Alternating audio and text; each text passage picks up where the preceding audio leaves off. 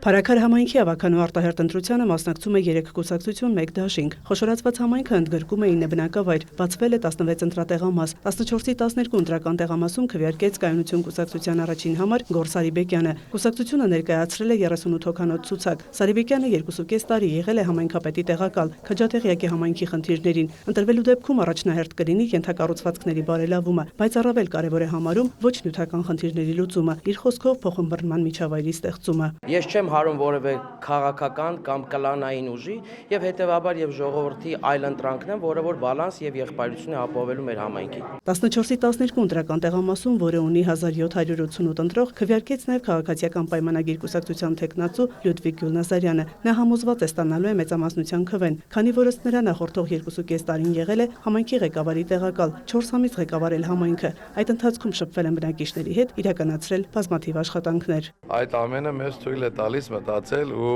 սպասել այդ արդյունքներին։ Վախի մթնոլորտ չկա փարաքարում ըստիս ու ամեն ինչ նորմալ է լինելու,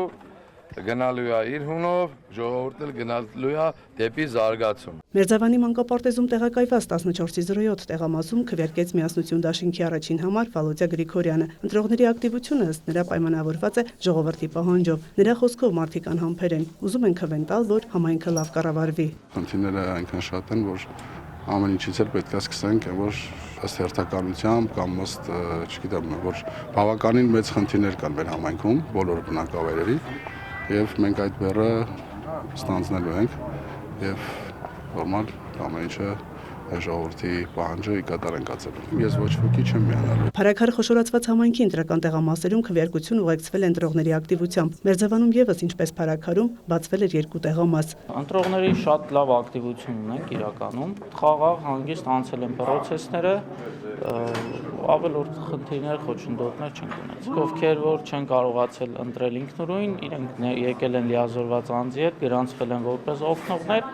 տվյալները մենք գրանցել ենք եւ թույլատրել ենք օգնել ընտրել։ Ազգային առաջընթաց կուսակցության տեխնացու Դավիթ Մինասյանը քվեարկել է 14-ի 14 ընտրական տեղամասում եւ չի ցանկացել մեկնաբանություններ տալ զանգվածային լրատվամիջոցների ներկայացուցիչներին։ Մայա Խաչատրյան, Հայկուշ Ասլանյան, Քրիստինե Թորոսյան, լուրեր։